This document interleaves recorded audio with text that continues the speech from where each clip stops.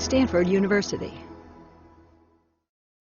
Okay, there are all sorts of interesting diseases out there, and lots of them are quite exotic. You've got elephant man syndrome, and you've got progeria, which is a disease where you basically die of old age when you're about 10 years old, and then you've got cannibals eating brains and getting prion diseases, and those are very exciting, and they're great, junior high school papers about disease and such. Oh, no. Okay, come up to the front. There's two here.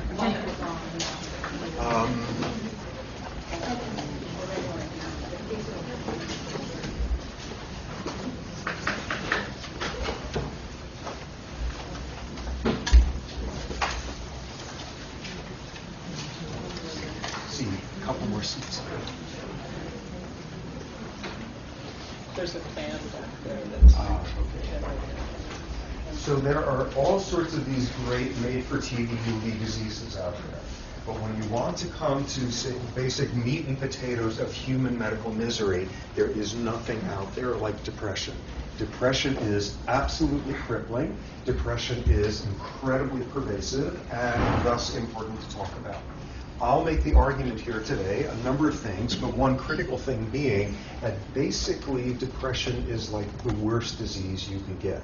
And I'll make the argument for that in a bit. It is devastating. It is wildly common. Current estimates are 15% of us in this room will have a major depression at some point or other in our lives. So that is not good. What is also clear is it is worldwide. Currently, World Health Organization says depression is the #4 cause of disability on this planet. And by the year 2025, it's going to be #2 after obesity, diabetes-related disorders. So it is bad news, and it is becoming more common. Okay, so what I'm going to talk about today are seemingly two very, very different topics and tie them together at the end. And what the main point is if you live inside only one of those topics, you're not going to understand this disease at all. First topic being, what does biology have to do with depression? Second topic being, what does psychology have to do with it? Okay, so starting off, first giving a sense of symptoms. And right off the bat, we've got a semantic problem, which is we all use the word depression in an everyday sense. You get some bad news about something, you know how to replace the transmission in your car, somebody disappoints you enormously, and you feel bummed, you feel depressed, you were down for a few days. That's not the version of depression I'll be talking about. Next version, you do have some sort of large, legitimate loss, setback, whatever, losing a job, unemployment, death of a loved one, and you are extremely impaired by a sense of malaise for weeks afterward. And then you come out the other end. That's sort of what I'll be talking about. But even more so what I'll focus on is the subset of individuals who, when something like that occurs, falls into this depressive state, and weeks and months later, they still have not come out the other end. Terminology, the everyday depression that we all have now and then, that sort of version. The second one, the something awful happens and you feel terrible for a while and then come out the other end, a reactive depression. The third version, where you are flattened by it for long periods afterward, a major depression. And what you also see with people with major depression after a while is it doesn't take something awful externally to trigger one of those again. Okay, so what are the symptoms about it? If I had to define major depression in one sentence, I would say it's a biochemical disorder with a genetic component and early experience influences where somebody can't appreciate sunsets. And that's what this disease is about. And when you think about it, that is a very sad thing. You look at some of our major diseases, somebody with cancer, somebody crippled by heart disease, and you see the most unlikely things out there. You see somebody saying, well, obviously I'm not glad I'm dying of cancer, but without this disease, I never would have realized the importance of friends. I never would have reconciled with my family members. I never would have found my God on a completely weird level. I'm almost glad this has happened to me. Humans have this astonishing capacity to derive pleasure out of the most unlikely domains. What could possibly be worse than a disease whose defining symptom is the inability to feel pleasure? Thus, at the top of the list, anhedonia. Hedonism, the pursuit of pleasure, anhedonia, the inability to feel pleasure, that is what a depression is about. And you get someone who has just had some enormous good luck, a long-sought relationship, works out well, whatever, and they feel nothing. An inability to feel pleasure, way at the top of the list. What else? Grief, guilt, and that's where we got the semantic problem again, which is the everyday sort of depression. Something happens, bumps us out, and by definition, we are feeling some version of grief. Often we start obsessing at that point over some miserable thing we did to somebody 12 years ago and sort of despair in that. When you're talking about major depression, the grief and the guilt can be so severe that it actually takes on a delusional quality. Okay, not delusional in the sense of a schizophrenic with delusions, hearing voices, thought disorder, but a certain style of extreme depression. Let me give you an example. You have late middle-aged guy, perfectly healthy, and suddenly out of nowhere, he has a major heart attack. He's lying there in the hospital, and the reality is he's going to recover. He's going to have to make some changes in his lifestyle, but he's going to recover. He instead falls into a major depression. This has transformed his sense of who he is. Suddenly he's an old man. Suddenly there's all these things he can't do. He falls into a major depression. Yet he's recovering. Every day his family is in there saying, look, you're just depressed. You're getting stronger. The doctors are saying you're getting stronger. You're just depressed. It happens the hospital is circular. It has a corridor that forms a circle in it. And one day the family is in there saying, you're getting stronger. Look, the nurses said yesterday you did 1 loop around the hospital, and today you did 2 loops. You're getting better. You're getting stronger. And the person says, no, you don't understand. They're doing some construction. Last night, they closed down the outer corridor, and they opened up a new little one, so that 2 versions of this one, 2 loops there, shorter than the large one. I'm getting weaker, I'm going to die. This is like someone expecting to believe that last night they were like beavers digging through the walls there, making this new. This was the father of an acquaintance of mine, a structural engineer. This is what a structural engineer looks like when they're delusional to the point of saying that this is a world in which everything is inevitably getting worse. Depression built around that.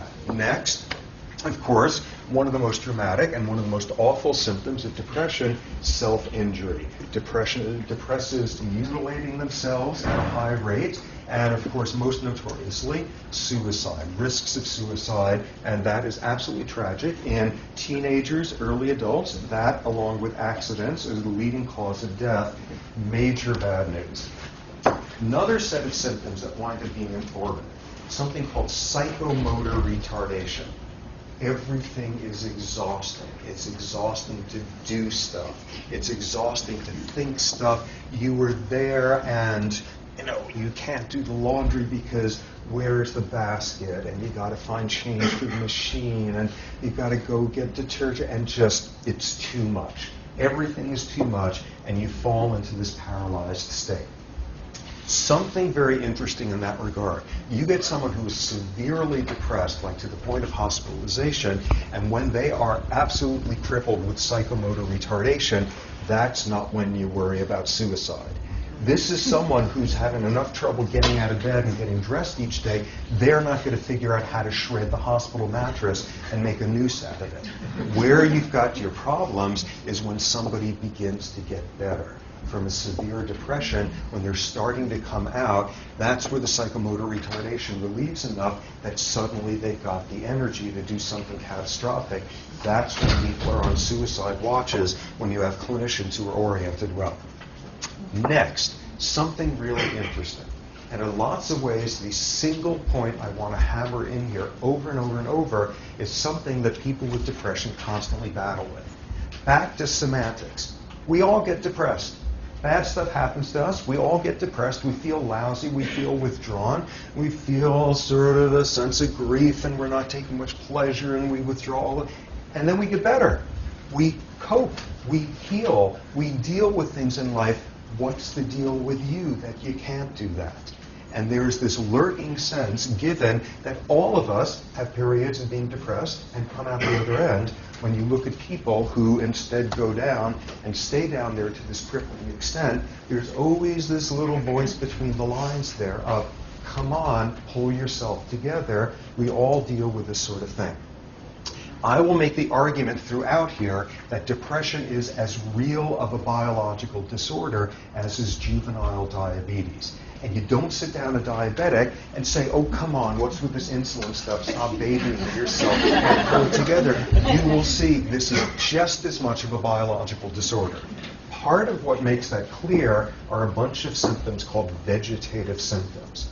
The bodies of major depressives work differently. First set of symptoms.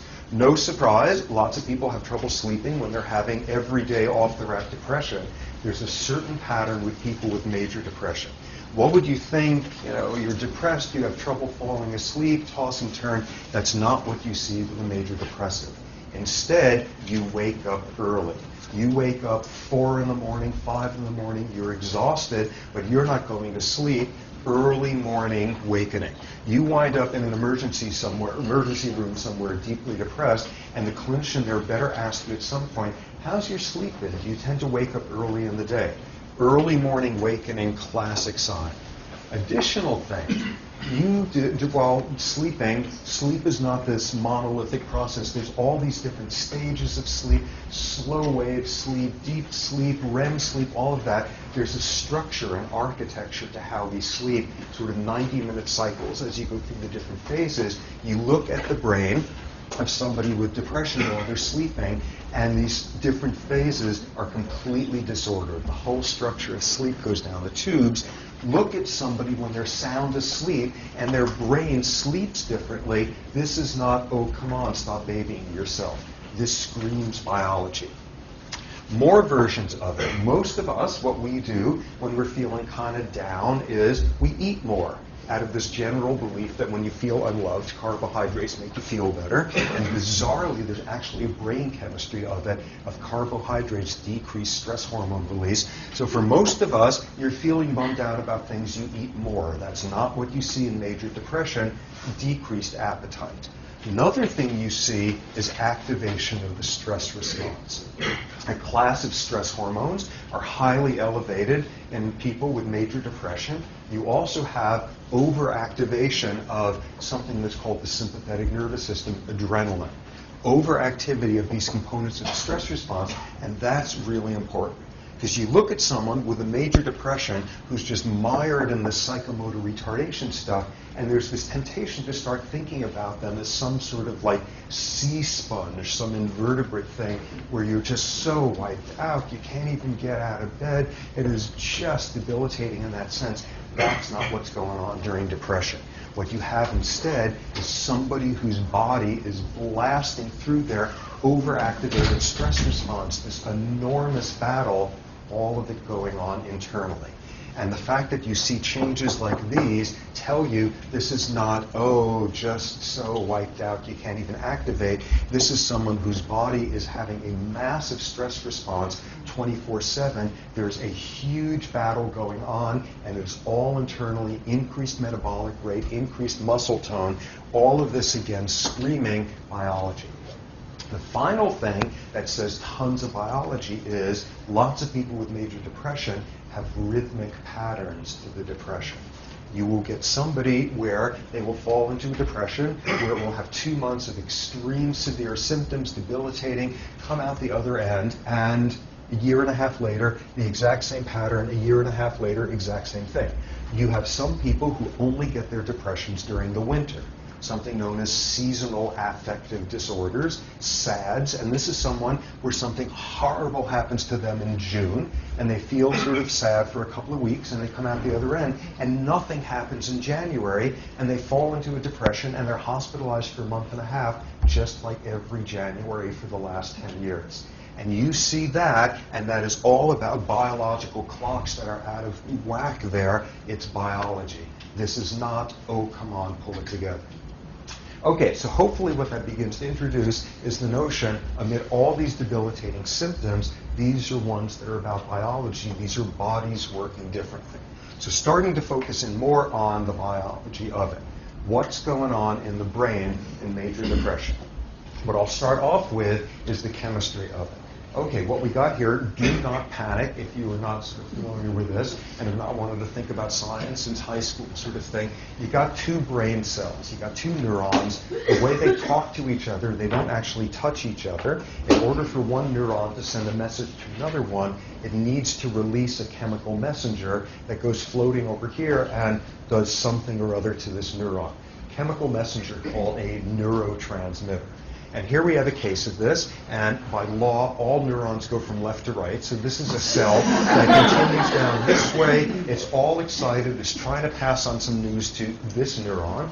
There's a space in between called the synapse. And what this one is doing, because it's all excited, it has these little water balloons filled with neurotransmitters. Excitation signal comes along, dumps the neurotransmitters. They go floating across the synapse, bind to a receptor there, and then suddenly, something changes in this neuron. That's how neurons talk to each other. How many different types of neurotransmitters there are? Probably hundreds. And what will be pertinent here is, in depression, there's just a handful of them that seem to be implicated. First neurotransmitter, something called norepinephrine.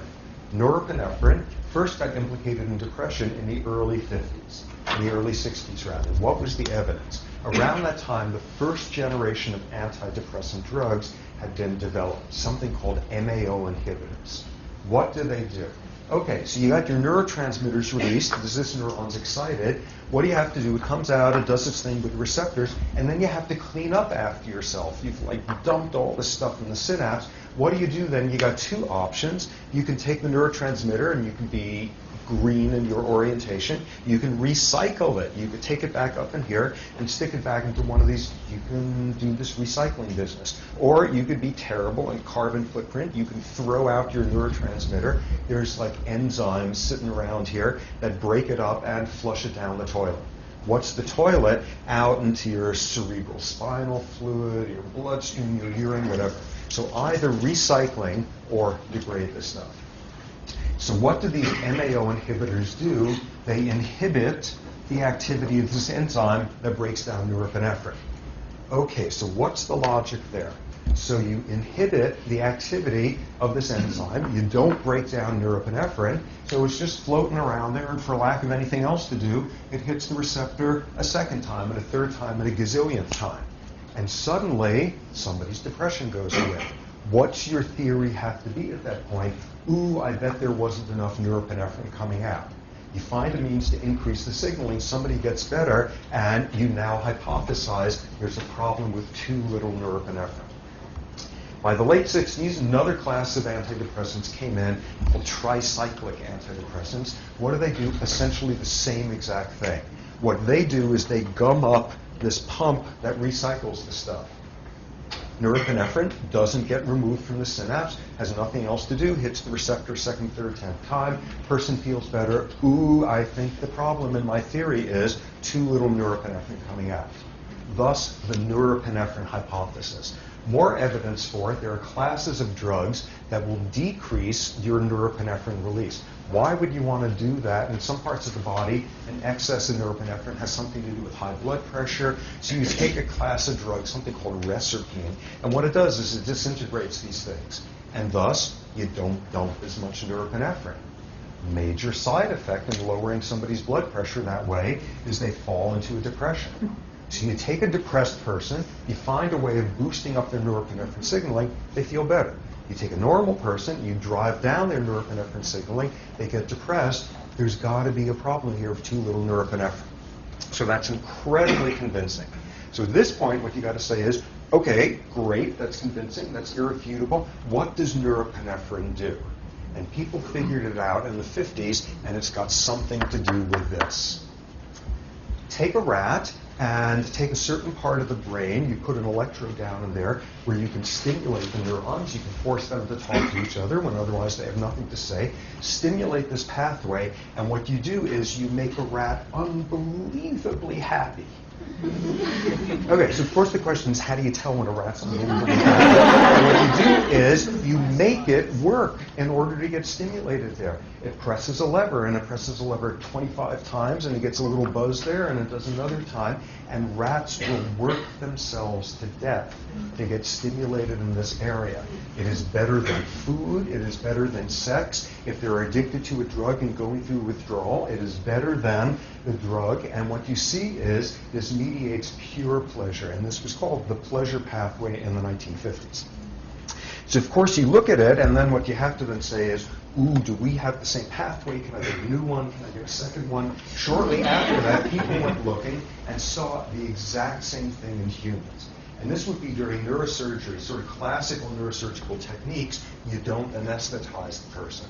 The brain doesn't feel pain. Once you've anesthetized the skin and the skull, you get through there, and you can actually keep somebody awake during surgery. And they used to need to do that because you put your little needle down in one part of the brain, and the person flaps their arm, and another part, and they say the Pledge of Allegiance or whatever. And then you look at your little road map, and it says, okay, go 3 neurons and make a left. People had to do that. So it was around the early 60s that people started stimulating the same area in the human brain, and it is unbelievable what you got. There was transcripts of some of these, and you read it, and the person is going on, and they're saying stuff like, oh, that's great, that's kind of like sex, but you know when you have this itch and finally you get to scratch it, and then, oh, it's like getting back into bed. And you know, remember how like in the fall you'd go out and play in the leaves, and mom would call you in and she made cookies, and then you get into your jammies with the feet on. They just go on like that. Where can you sign up and have this happen? The same exact sort of theme as in a rat. And it was around that time that people discovered that in this pathway it uses norepinephrine. Aha. So if you've got a shortage of norepinephrine in that part of the brain, what have you just explained? That's the loss of pleasure. Great. Utterly convincing. Here's all the reasons why you shouldn't be convinced. Problems began to emerge.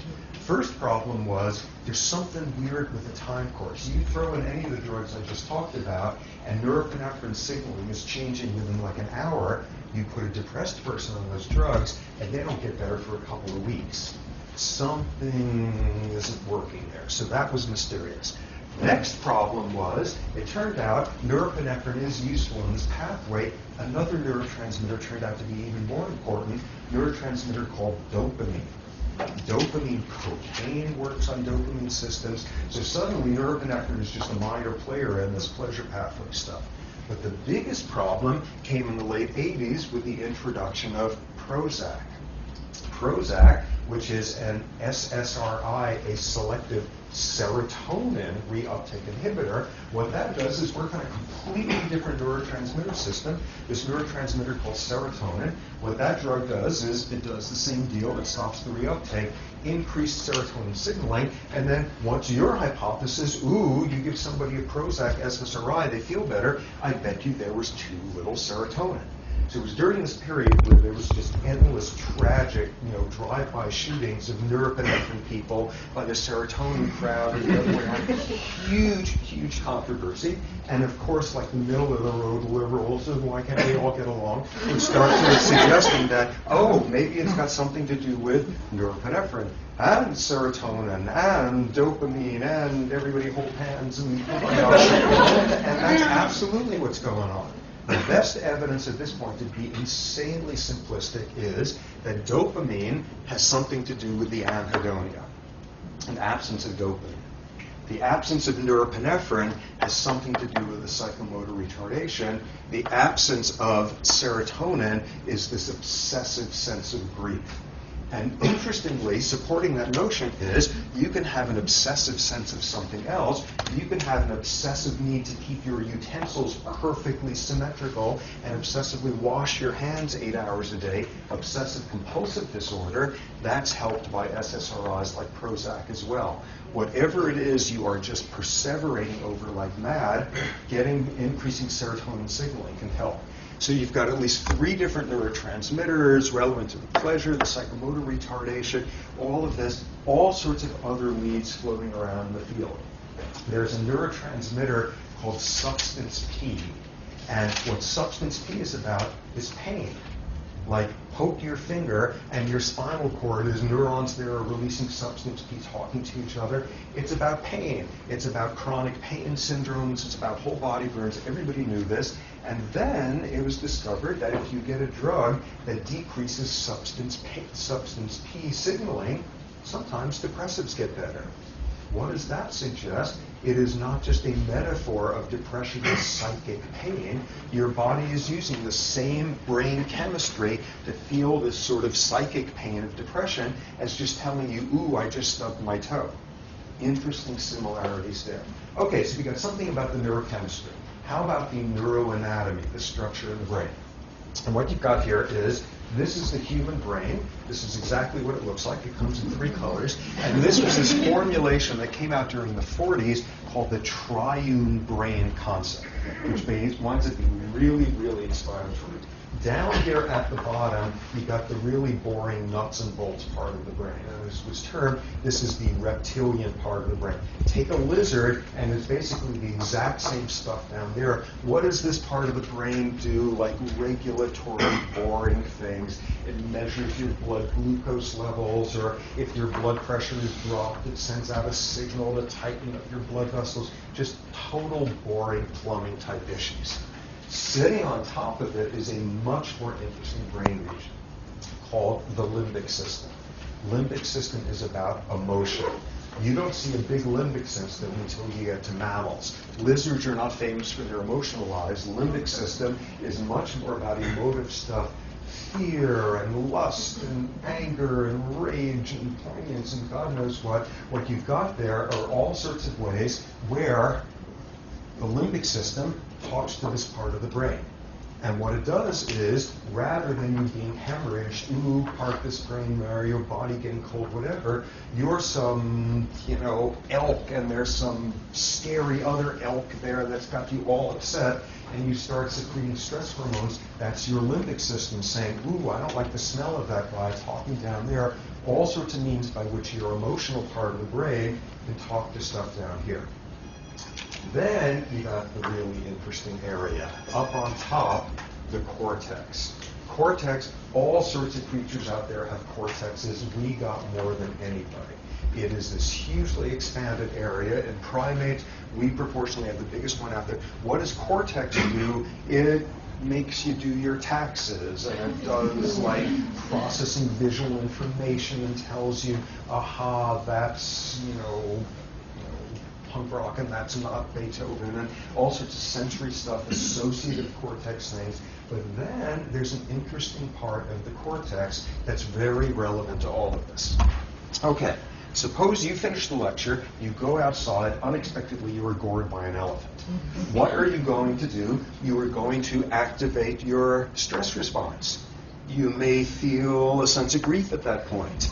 You may kind of hunker down at that point, a little psychomotor retardation. Appetite, there goes the dinner arrangements, sex may not be the most appealing thing under that context. You are having a stress response in response to the sort of insult that this part of the brain is thinking about. So what's a depression? You sit there and you think about kids in refugee camps, you think about the inevitable mortality of your loved ones, you think about whatever, and suddenly your body does the exact same thing as if you were gored by an elephant. And what's going on there is you get the feelings, the abstract sort of depressive stuff there, and this part of the brain is able to make the rest of the brain go along with it as if this was an elephant goring you.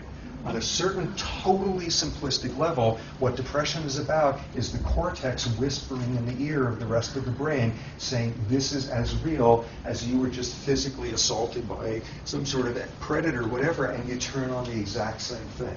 On a very simplistic level, what a depression is a cortex having too many sad thoughts and getting the rest of the brain to go along with it. Okay, so that's how you think about depression, which is insanely simplistic. You can come up with an insanely simplistic treatment for depression, which is get yourself a pair of scissors and just and separate that part of the brain from the rest of it, and you're home free. That's your, oh yeah, right. Well, that's certainly an advance in medicine. That is a medical procedure. It is called a cingulotomy. The part of the cortex called the anterior cingulate, a cingulotomy or a cingulate bundle cut. And what you do is you sever this pathway, and people get less depressed at that point. Okay, when does this happen? This is someone where every type of medication and every type of therapy and electroshock interventions and all of that has been tried, and every combination, and they're still on the back ward of the state hospital slashing their wrists every 3 months. That's when people try this. And the amazing thing of this desperate measure is people get less depressed at this point. Okay, so at that point you may want to look at that and say, well, anything else about these people when you've gone through there and just snipped away? Mind you, this is not a frontal lobotomy. Frontal lobotomy is doing something very undefined up there, but instead you're disconnecting here. What else is up with somebody when you've just disconnected part of their cortex from the rest of the brain? Ooh, insofar as the cortex can come up with abstractly sad thoughts and get the rest of the brain to go along with it, maybe the cortex also comes up with abstractly pleasurable thoughts and gets the rest of the brain. Have you just wiped out somebody's ability to have abstract pleasure? Absolutely. So suddenly you are off and running with a great philosophy term paper. Ooh, it's important that we have pain in order to have pleasure and all. This is nonsense. You get someone who's a candidate for this procedure back in the state hospital there with a wrist scarred over, and this is not somebody feeling a whole lot of abstract pleasure anyway. So what does this tell us? You come up with some ridiculously simplistic explanation that, ooh, you make it impossible for this sad part of the brain to whisper sad thoughts to the rest of the brain. The best people in the field thinking about this can't come up with anything a lot more sophisticated than that. So that tells you something about the brain structure with depression. Final bit of biology here, hormones. What do hormones have to do with it? One very important domain of hormones. You take somebody and they're having problems with the class of hormones, thyroid hormones. What thyroid hormones are about is maintaining your metabolism, keeping your body warm enough, all that sort of stuff. If you have a severe shortage of thyroid hormone, lots of things happen, including you fall into a major depression. Hypothyroidism is associated with major depression. There's an autoimmune disease called Hashimoto's disease, which involves problems with secreting thyroid hormone, and that's a basic feature of it. And somebody comes in, and you diagnose it, and you give them normal levels of thyroid hormone, and away goes their depression.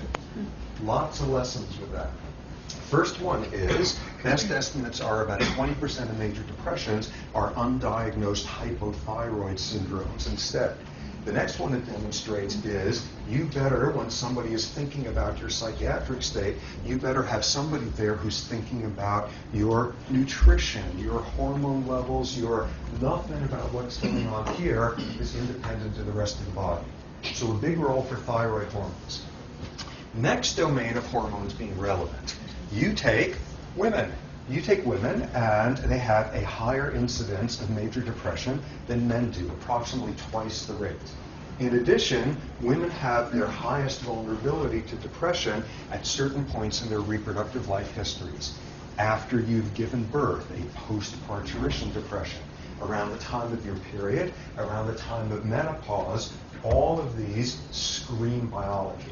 So you look at why women have elevated rates of depression, and there's biology. There's all sorts of other schools of thought that have gone into it. There are ones having more kind of sociological framework. Lack of control can cause depression in society after society. Women traditionally have less control. No wonder they fall into more depression. There's another school that focuses on a certain style of emotional differences you see between the genders.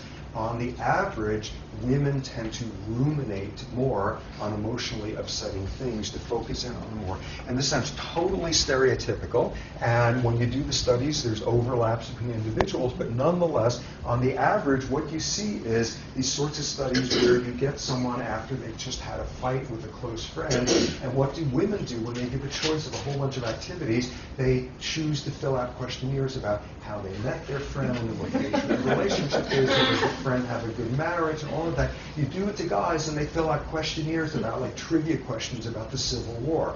Oh my God, they can't express their emotions, no wonder they're impossible. And of course, again, individual variation. This is highly stereotyping. On the average, though, women ruminate more on upsetting emotions than men do.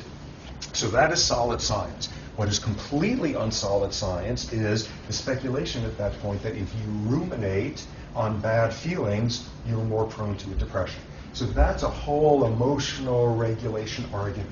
But you come back to that business of women are most at risk for depression in the 2 weeks after giving birth, around the period of their periods, menopause, and that's all about hormones. And by now, there's a huge literature having to do with the effects on all that stuff over there of estrogen and progesterone, and probably most importantly, the ratio of estrogen to progesterone and what's going on around giving birth, one's period.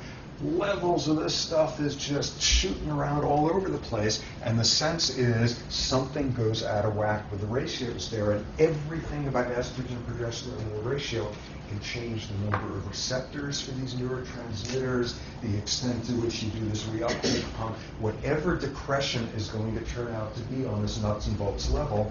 Estrogen and progesterone can do something to it. Final class of hormones that are relevant. A class of hormones released during stress.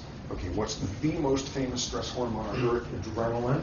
Adrenaline is this vastly overrated hormone that I despise because there's a much more important stress hormone out there to which I've devoted the last 30 years of my life. A class of stress hormones called glucocorticoids. They come out of your adrenal gland during stress. The human version is hydrocortisone, also known as cortisol. All sorts of other species out there, you secrete these glucocorticoids when you are stressed.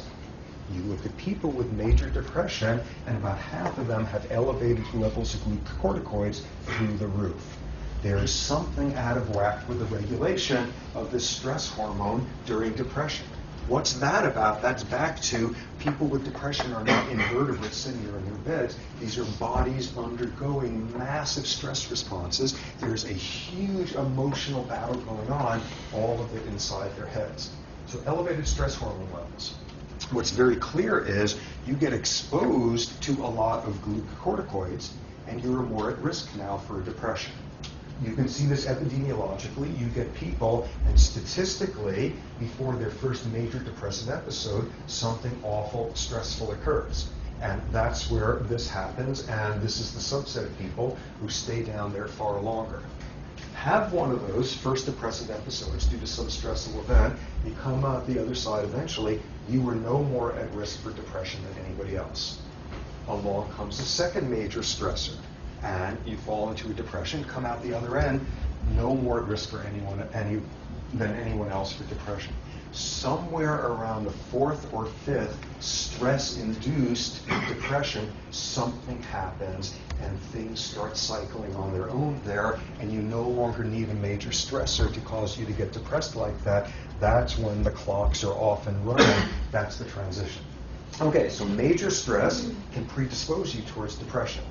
More evidence, there's a disease called Cushing's disease, where people secrete boatloads of this glucocorticoid stuff. People with Cushing's fall into depressions. There's a whole bunch of diseases where people have to be treated with lots of glucocorticoids. They fall into depression. What are glucocorticoids doing? A whole lot of them, and your brain gets depleted of dopamine. And you're right back in this domain. That's probably the neurochemistry of how you get there. Okay, so what do we got at this point? We got something about brain chemistry depression. We got something about the structure of the brain. We got something about hormones. You are a card-carrying biological psychiatrist, and that's all you need to know about the subject.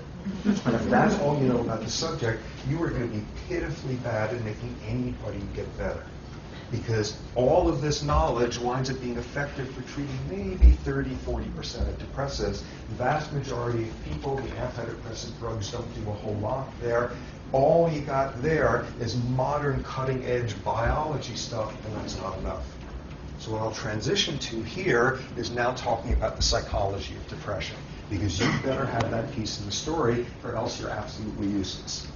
Starting off with, I make apologies here, but I actually have to say the name of Sigmund Freud, because he winds up being very relevant to depression. Freud, back when, dealt with this puzzle of the difference between we all get depressed and come out the other end, and the subset of people who crash. The turn of the century Viennese term for people who come out the other side, mourning. You mourn something and you recover.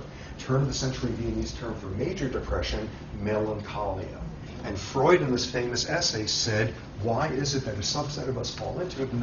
What's the difference between mourning and melancholia? And he came up with a really interesting model. Okay, according to Freud, you have mixed feelings and ambivalencies about everybody you love out there. You love them, and you hate them, and you resent them, and you yearn for them, and you reject them, and all that Freudian stuff. So, in this Freudian view, you have lost a loved one. That can also be a loved concept, a loved goal, you have lost a loved one. What happens then is, in most people, you are able to focus on the love and the sense of loss. You mourn, and you come out the other end. In Freud's view, what melancholia is about is the subset of people who can't put the negative feelings in the background, and instead you are awash in the love and the hate and the regret and the pain and the delight and all of that. And what a depression is this wallowing, this melancholic loss in the ambivalencies you have about the lost loved one. It explains tons. No wonder you have the grief. Lose somebody and go through the mourning business, and only one thing is wrong: you've lost this loved one. Lose somebody with melancholia, and two things have happened. You've lost the loved one, and you have now lost the opportunity to ever make things better with them. No wonder you have the guilt. You're sitting there saying, thank God, I'm finally done with this person. They are never going to control my life. How can I think such a thing like that? Sudden crippling guilt, all sorts of other symptoms. And out of this came this wonderful soundbite: depression is aggression turned inward. Because you've got nobody else out there to have these arguments with. This is the person who you have most loved but most hated, and you've never said the things you needed to hear, and pounding at the door to get them to finally be able to tell them it, and now you've lost that opportunity forever, and all you can do is internalize all of that aggression turned inward. No wonder you're not feeling a whole lot of pleasure. No wonder you're secreting stress hormones. No wonder you're not getting out of bed all that readily with the psychomotor retardation stuff. This really powerful soundbite of aggression turned inward. That's great. What isn't great is how in hell do you turn like Freudian ambivalent feelings into something about neurochemistry, or like what do estrogen progesterone ratios have to do with like love-hate ratios? It's great, it feels very intuitive. You can't do modern science on it, which is the problem with the best parts of Freud. Okay, so instead you need to shift over to looking at experimental psychology and understanding what is the psychology of stress. What is it that makes psychological stressors stressful? And an enormous literature now shows that for the same external misery, you feel more stressed, you turn on a stress response, you're more at risk for stress-related disease if you don't have outlets for the frustration caused by the stressor, if you feel like you have no control over what's happening, you have no predictability as to when it's occurring, and you don't have anybody's shoulder to cry on. This is what psychological stress is about. And what a depression is pathological extremes of this. You fall into the cognitive psychology soundbite of what a depression is. It's learned helplessness. It is learning to be helpless. Something bad happens to you, a rat, getting some shocks now and then, you, a human experiencing some loss, and the logical thing you should do is learn, this is awful. When I'm in this situation, there's not a damn thing I can do about it. It's awful, I feel terrible, but this is not the whole world. And what a major depression is about is you sit there and you're that rat, and in this setting, you get uncontrollable shocks, but put you in another setting, and just by hitting a lever a couple of times you avoid the shocks, you don't bother doing it because you've learned to be helpless. Just like a human depression. What learned helplessness is taking a circumstance where by any logic, again, you should be saying, this is awful, but it's not the whole world, and do this cognitive distortion and decide this is indeed the entire world. And I have no control, I am always helpless, I am always hopeless. This is the psychology of what a depression is about. At that point, you don't have a whole lot of trouble seeing how you wind up in here, stress, effects on some dopamine, all that sort of stuff. Okay, so we've got two extremely different viewpoints here as to what depression is about. Modern biological stuff, and this totally different world of Psychology, loss, lack of control. One version of it, one of the most reliable findings in the whole epidemiology of depression is lose a parent to death when you were under 10 years of age, and for the rest of your life you were more at risk for a major depression.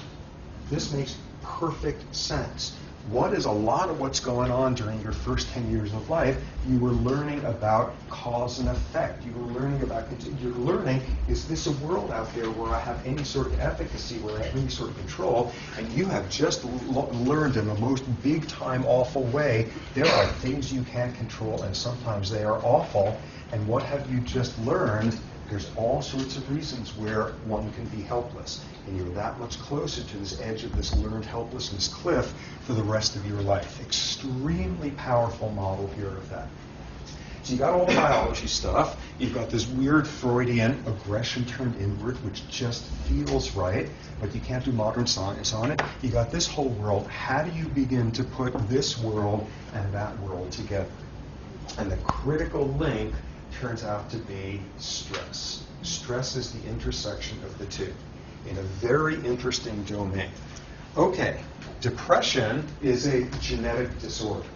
What do I mean by that? Depression has some degree of heritability. Depression tends to run in families. Depression runs more reliably as you look at closer and closer relatives, and you eventually look at identical twins, and if one of them has depression, the other has a 50% chance. Full siblings who are not identical twins, 25% chance, half sibling, about 8%, person off the street, about a 2%, 50% chance when they share the identical genes. What does that do? That tells you this is a disorder that has a genetic component. What does that also tell you? If we've got 50% likelihood, if you've got all the genes in common, and you've got a 50% chance of not getting the depression, it tells you genes are important, but they're not more important than any other component. So genes in depression are not about inevitability, they're about vulnerability. So what is the vulnerability about? A few years ago, people discovered a particular gene that's really relevant to whether or not you get depression. What was exciting about that? It was a very clear finding. It has since been replicated. What else was exciting about it? It made sense. This was not some weirdo gene having something to do with how your big toe functions. This was a gene having something to do with serotonin. And this was a gene relevant to this whole reuptake, pumping business, all of that. The main point of it is this gene comes in two different flavors. Each one of us has one of the two versions. And you immediately get this prediction, one of the versions, by all logic, should be predisposing to depression. One of them is the one that should get you in more trouble. So what does it look like when you go and study it? First paper that reported this a few years ago, and this I suspect is going to wind up being viewed as the most important paper in biological psychiatry for a quarter of a century. This was this massive study where a bunch of researchers looked at 17,000 kids growing up in New Zealand, following them year after year and looking at the genetic makeup of these individuals, and then asking in their early 20s, who's got problems with major depression? And then asking this critical question, what does it have to do with this gene? Does the version of that gene that gets you into trouble, by all logic, is that going to set you up for more of a depression? Are you more at risk for depression if you've got the bad version of the gene? And back comes the finding, which is no, it doesn't increase your risk. Look here, and what's your likelihood of depression? And you got the good version, and it's this likely, and you got the bad version, and it's this likely. Doesn't make a difference unless something else is going on, unless you have a history of exposure to major stressors. And what you were able to do is quantify how many major stressors somebody has had during their childhood, their development, and that involves parental divorce and physical abuse and death of family member, all that sort of thing. And what you see is in the folks who have the good version of the gene, as you have more and more of a history of major stressors, your risk of depression goes up, absolutely. Now you look at the people with the bad version of the gene, and as you have more and more of a history of stress, your risk of depression does this. And when you look at the major history of stressors, a 30-fold difference in the likelihood. This is not about, ooh, genes control our brains and genes control our behavior. This is a gene that is relevant to how readily we pick ourselves up after life has dumped us on our rear ends, how readily we recover from stressors. What's the final piece of that story? Glucocorticoids regulate the function of this gene. All the pieces fall into place there. Wonderfully logical, and suddenly you have a way of taking this whole world of psychological components of stress and tying it into all that biochemistry, wonderfully integrated model. Okay, so in lots of ways, this is where the field is at this point. And what should mostly have come through here amid all this minutia and factoids and all of that is the role of stress and the intersection of biology and the psychological stuff, and childhood as a very important time to imprint how vulnerable you are to depression for the rest of your life. But again, the single thing I want to emphasize over and over, implicit in everything on that left side of the board there, which is this is not, oh, pull yourself together, we all get depressed. This is as real of a biological disorder as is diabetes. And that's the thing I most want you guys to take off from here. And in the context of a university setting is rife with major depression. The community of high-achieving type A individuals is rife with major depression. It is all around us, and amid it being all around us, there is this weird, corrosive inhibition, embarrassment, discomfort we have with the world of psychiatric diseases. One of the greatest things, if you're a researcher with disease, one of the things you pray for is for some powerful senator to have their loved one come down with your disease, because they're going to set up a foundation, get special funding, and advocacy groups and all of that, not for a psychiatric disorder. That's the one where people don't talk about it. And amid this screaming biology, and this is a devastating disease and all of that, in any place, and especially in a community like this, where everyone is supposed to be golden and functioning and flawless and just gliding through life, this is one of the hardest diseases for people to admit to. So it is there, it's all over the place, and it's biology. And you should be no more inhibited about admitting that you've got something going on that's funny with this type of gene than you would be to admit that your pancreas isn't secreting insulin. So let me stop at this point. And again, unfortunately, I got to sprint out the door. Otherwise, I'm going to take questions. But thanks.